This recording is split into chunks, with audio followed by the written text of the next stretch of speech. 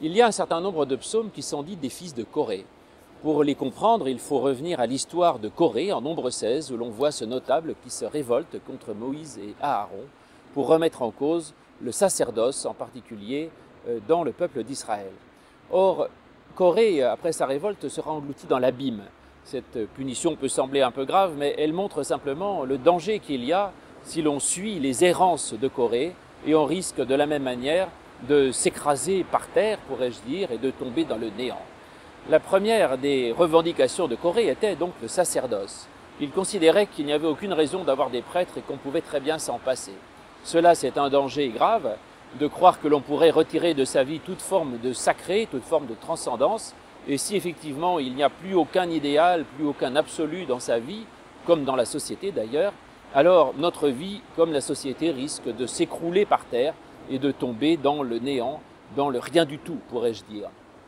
La deuxième revendication de Corée, c'était qu'ils étaient alors avec le peuple d'Israël en difficulté dans le désert, ils sortaient de l'Égypte où ils étaient asservis, mais au moins ils avaient un certain confort, et là ils sont confrontés à des épreuves.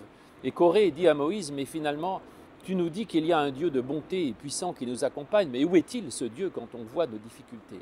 Ça, c'est aussi une tentation qui nous menace tous, c'est en fait la question du problème du mal.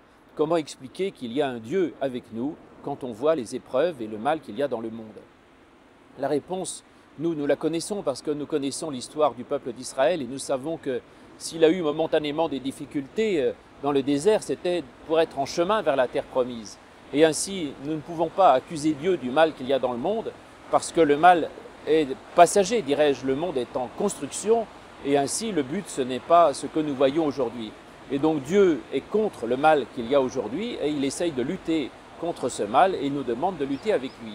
Quant à nos propres vies, nous devons comprendre qu'elles ne se définissent pas par le mal que nous pouvons y subir, mais que ce qui donne sens à une vie, c'est son orientation, c'est-à-dire ce vers quoi notre vie est orientée. Et encore une fois, il s'agit de savoir s'il y a un idéal et un but vers lequel nous nous dirigeons, et c'est ça qui donne le sens de l'affaire.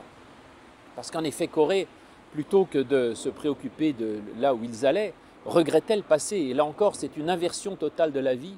Notre vie ne peut pas être orientée vers le passé pour le déplorer, ni même se poser des questions quant au présent.